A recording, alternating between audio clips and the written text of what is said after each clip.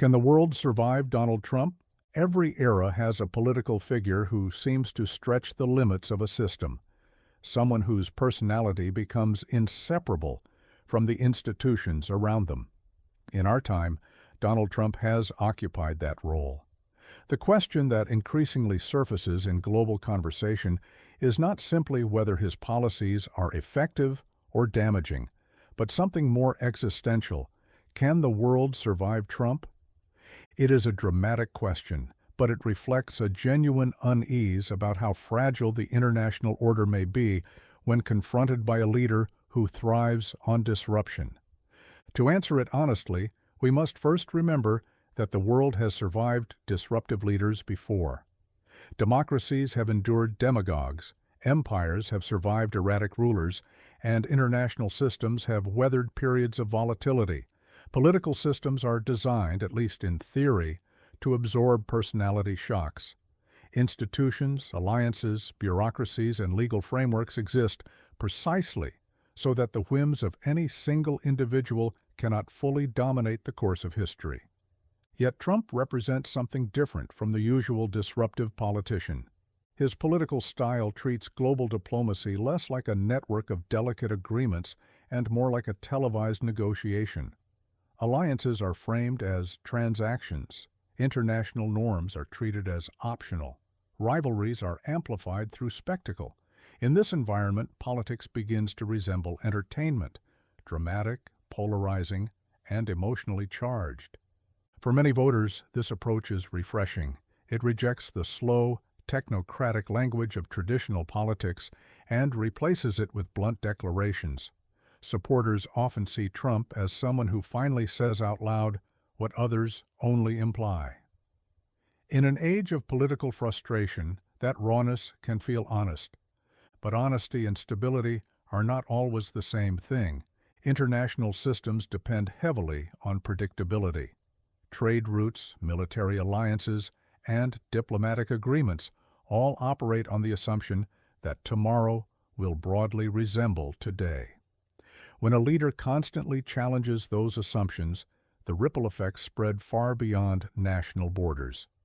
The Strait of Hormuz, for instance, has recently become a focal point of global anxiety.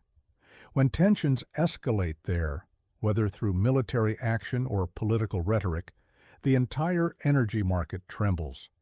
Oil prices surge, economies feel the strain, and countries thousands of miles away suddenly find themselves pulled into the consequences of a single regional conflict. This is where Trump's style of politics becomes particularly consequential. By framing geopolitical conflicts in terms of victory, dominance, or spectacle, the risk emerges that complex diplomatic realities become simplified into narratives of winning and losing. The world, unfortunately, is rarely that simple. War is not a video game. It does not end when one side declares success. It continues in the form of economic disruption, humanitarian crises, and long-term instability. The language of triumph may energize domestic audiences, but it rarely resolves the deeper problems that produce the conflict in the first place. Yet the real question is not whether Trump creates turbulence. Turbulence is common in politics. The deeper question is whether global systems are resilient enough to withstand it. History suggests that they often are.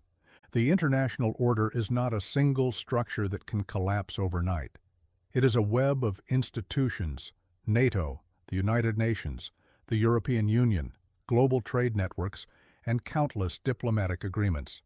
These systems are not perfect, but they possess a kind of inertia. They resist sudden collapse because too many actors depend on them. Even leaders who seek to disrupt the system often find themselves constrained by it. Military commanders, economic advisors, allied governments, and domestic courts all impose limits.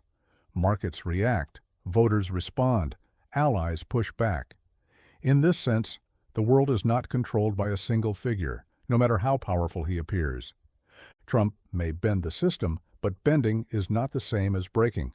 What his presidency reveals, however, is something more subtle: how fragile the tone of international politics can be.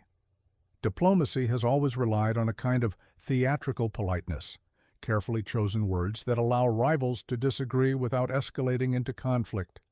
Trump dismantles much of that theater. He replaces coded language with blunt confrontation. For supporters, this is refreshing authenticity. For diplomats, it is destabilizing. But perhaps the deeper lesson lies not in Trump himself, but in the conditions that produced him. Trump did not emerge in a vacuum. His rise reflects years of economic anxiety, cultural division, distrust of institutions, and the feeling among many voters that traditional political elites no longer represent them. The world is not simply reacting to Trump the individual, it is reacting to a wider political mood that exists across many countries. Populist leaders appear wherever large groups of people feel ignored. Seen this way, Trump is less a singular anomaly and more a symptom of a broader political shift. The forces that brought him to power, anger at globalization, distrust of media, and frustration with political bureaucracy, exist across Europe, Asia, and the Americas. So perhaps the more important question is not whether the world can survive Trump. The real question is whether global democracies can adapt to the frustrations that made Trump possible. If institutions evolve, if they become more transparent, more responsive, and less insulated from public sentiment, then disruptive figures may lose some of their power. If they fail to adapt, then Trump will not be the last leader to challenge the stability of the international order. The world has survived emperors, revolutionaries, dictators, and Cold Wars. It will likely survive Trump as well. But survival should not be mistaken for resolution. The turbulence surrounding his presidency is a signal that the political landscape is shifting. Old assumptions about diplomacy, alliances, and leadership are being tested in real time. In that sense, Trump may be less the end of the world than the beginning of a new political era, one in which the relationship between power, media, and public emotion is far more volatile than anything we have seen before. The world will survive. The question is, what kind of world emerges on the other side?